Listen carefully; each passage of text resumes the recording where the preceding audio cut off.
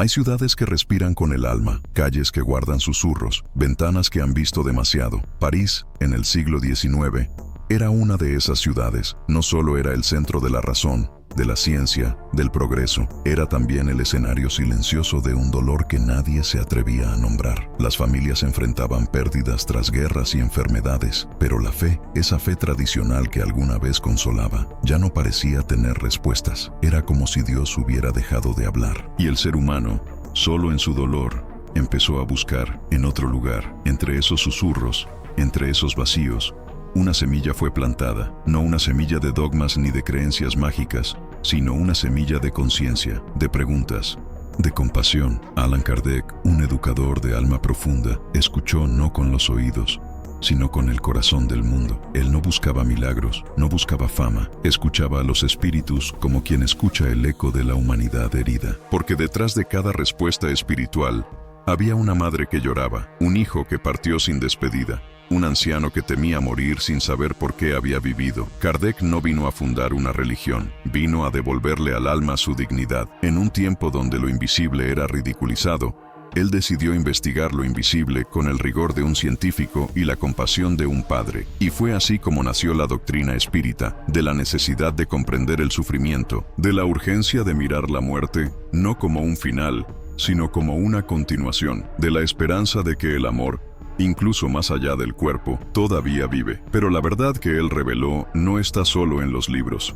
Está en la forma en que organizó la moral espiritual, en cómo recogió los relatos de aquellos que habían muerto físicamente, pero no espiritualmente. Y eso todavía puede transformar nuestras heridas silenciosas hoy, porque lo que Kardec sembró no fue una ideología, fue un lenguaje para hablar del dolor sin miedo, fue una brújula para el alma perdida. Y tú, que me escuchas ahora, quizás te preguntes, ¿por qué esto me toca tan profundo? ¿Por qué siento que hay algo aquí que ya sabía, pero había olvidado? Tal vez porque esa semilla también fue plantada en ti. Mucho se ha dicho de los grandes nombres, pero poco se ha hablado del silencio de las mujeres. En los salones parisinos del siglo XIX, mientras los hombres debatían, muchas mujeres lloraban en secreto. Algunas eran llamadas histéricas, otras simplemente eran invisibles. Lo que nadie sabía es que esas lágrimas escondían mediumnidades reprimidas, dolores no escuchados, presencias sentidas, sueños que no eran sueños, y fueron justamente ellas, las silenciosas, las sensibles, las discretas, las primeras en abrir las puertas al más allá, las primeras en sentir, en escribir, en traducir lo que los espíritus venían a decir. Kardec las respetó, las escuchó, las honró, porque entendía que la sensibilidad no es debilidad, es puente. Hoy,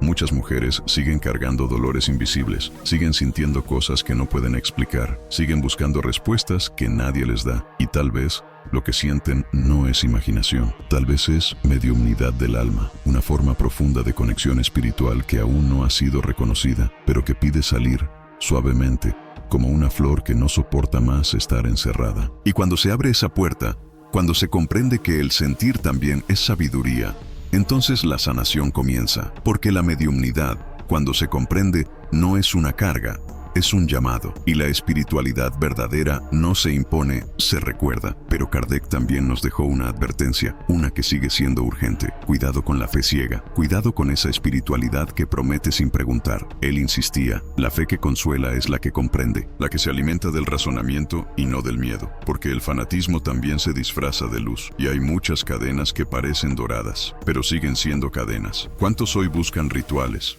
promesas, curas mágicas, sin mirar dentro? ¿Cuántos esperan milagros sin preguntarse por qué sufren? Kardec fue claro, no hay evolución sin reforma íntima, no hay consuelo real sin autoconocimiento, porque la espiritualidad no es para escapar del dolor, es para transformarlo. Y tal vez esa claridad tan amorosa venga de su propia herida. Pocos saben que Kardec perdió a su padre siendo joven. Esa ausencia marcó su camino. Aunque no lo dijera, aunque no lo escribiera con emoción, su obra habla por él. Detrás de cada pregunta que hizo a los espíritus, había un hijo buscando comprender la muerte, buscando a su padre en algún rincón del universo. ¿Y cuántos de nosotros hacemos lo mismo? Buscamos en lo invisible el abrazo que la vida nos negó. Rezamos para volver a sentir esa voz.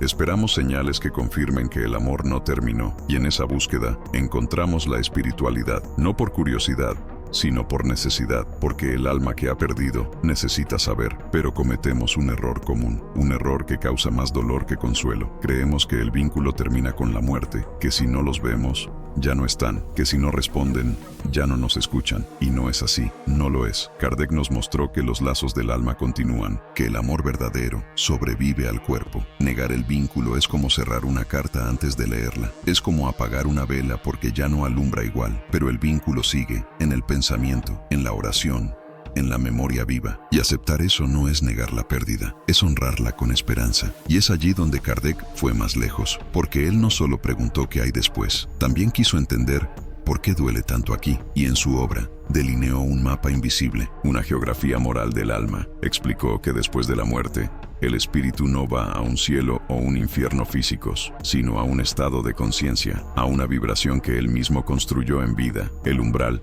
tantas veces temido, no es castigo, es reflejo del estado íntimo del espíritu. Y el llamado cielo tampoco es un lugar, es una conquista interna, un nivel de paz que se alcanza con trabajo, con amor, con humildad. Todo eso ya estaba en el libro de los espíritus, solo que pocos lo leyeron con el corazón abierto. Los relatos espirituales recibidos en París derribaron muchos mitos. Espíritus que se creían buenos estaban en sufrimiento. ¿Por qué? Porque no se habían mirado de verdad, porque habían vivido para la apariencia, no para la verdad interior. El autoengaño moral es la peor cárcel espiritual, y Kardec lo expuso con dulzura, pero con firmeza. No basta con parecer bondadoso, no basta con hacer el bien por miedo al castigo. Es necesario ser de verdad, con intención, con coherencia, porque después de la muerte, nadie finge. Y si hay algo que nos une a ellos, si hay algo que puede traspasar el velo, es la oración, pero no cualquier oración, no una repetición mecánica, no palabras vacías. La oración que eleva es la que nace desde lo más profundo del alma, la que brota en el silencio, la que conecta pensamientos y sentimientos con los seres que amamos. Kardec explicó que orar es vibrar, es entrar en una frecuencia donde los encarnados y los desencarnados pueden encontrarse. No es magia, es conexión, y para eso no se necesita saber mucho, se necesita sentir, respirar, recordar con amor, hablar en voz baja, decir su nombre y confiar. Cuando hacemos eso,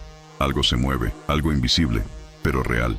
Una presencia que no puede medirse, pero se siente. Una paz que no viene de fuera, sino de un lugar muy antiguo, muy conocido, dentro de nosotros. Pero hay algo más que interfiere en esa conexión sagrada: la culpa, esa que se instala silenciosa cuando sentimos que no hicimos lo suficiente, cuando creemos que fallamos, cuando la muerte llega y no pudimos despedirnos como queríamos. Kardec estudió casos de obsesión espiritual donde el obsesor era un antiguo familiar, un ser querido que también sufría, que también estaba atrapado en un vínculo enfermo. La culpa no resuelta puede ser un puente oscuro entre dos mundos, y ese puente necesita luz. El perdón es esa luz, no solo pedirlo, sino darlo, comprender que todos, en algún momento, nos equivocamos, que todos merecemos una segunda oportunidad espiritual, y que perdonar no es olvidar, es liberar, a nosotros y a ellos. Y aún así, muchas almas no logran irse, no porque alguien las retenga, sino porque ellas mismas no sueltan. Kardec lo explicó con claridad: el apego a la materia, a los bienes, al poder, a las relaciones posesivas, mantiene al espíritu atado a la tierra. Son los deseos no resueltos, las pasiones no elevadas, el control que se niega a ceder. Por eso tantos aún viven entre los vivos, no por castigo, sino por elección inconsciente. Y la salida no está allá, está aquí, en el desapego activo, en la forma como aprendemos a dejar ir aún en vida, no para abandonar, sino para amar mejor, amar sin poseer, amar sin esperar retorno. El desapego verdadero es un acto de libertad para ambas almas, es decir, te amo tanto que te dejo ir sin dejar de sentir. Pero incluso cuando la culpa parece inevitable, la doctrina espírita nos ofrece un modelo mental para superarla. Kardec nos enseñó que la diferencia entre culpa paralizante y remordimiento regenerador es una: la acción. La culpa que no se transforma, intoxica, pero el remordimiento que nos lleva a cambiar, sana. Y ahí entra la reencarnación. No como castigo, sino como oportunidad, como promesa de reparación, como nuevo escenario donde el alma puede crecer,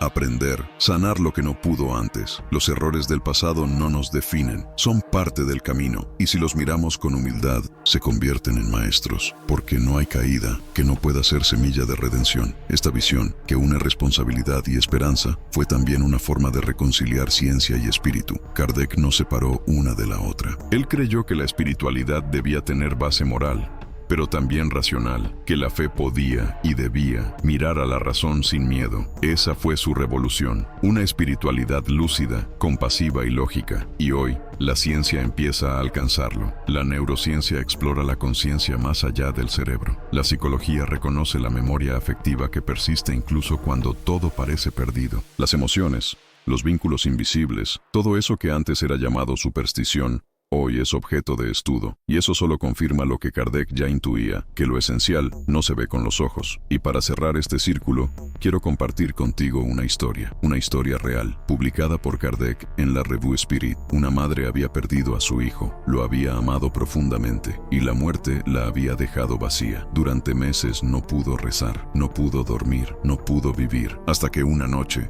soñó. En ese sueño, su hijo venía hacia ella, la miraba con ternura, no decía nada, solo la abrazaba, y ella sentía que ese abrazo no era un recuerdo, era real. Días después, en una reunión mediúmnica, recibió una carta psicografiada. Era él, su hijo, confirmando el sueño, confirmando su amor, confirmando que estaba bien y que ella podía seguir adelante. Ese relato conmovió a miles de mujeres en Francia, porque no era una historia bonita, era una verdad del alma, una verdad que muchas sentían pero no se atrevían a creer. Y ahí estaba, escrita, viva, palpitante, como una caricia del más allá. Y si tú estás aquí, escuchando esto, quizás también estás esperando esa confirmación, ese suspiro, ese mensaje. Y yo te digo, con toda la humildad de quien apenas traduce lo que ya fue revelado, el reencuentro no es una promesa, es una certeza, pero requiere preparación, no solo espiritual, también emocional, porque reencontrar también es saber dejar ir. Y así volvemos al principio, a esa semilla plantada en París, al túmulo de Kardec que aún recibe flores, pero más allá del mármol y de la historia, está su obra, viva, vibrante, esperando ser leída, no solo con los ojos, sino con el alma. El espiritismo no es un libro antiguo, es un espejo del alma humana, es una llave que abre los silencios, un consuelo que no exige fe ciega, pero que abraza la duda con ternura, un camino que no impone, pero que ilumina. Y cuando lo leemos, cuando lo sentimos, algo en nosotros se reordena, como si finalmente pudiéramos respirar más profundo. Y ahora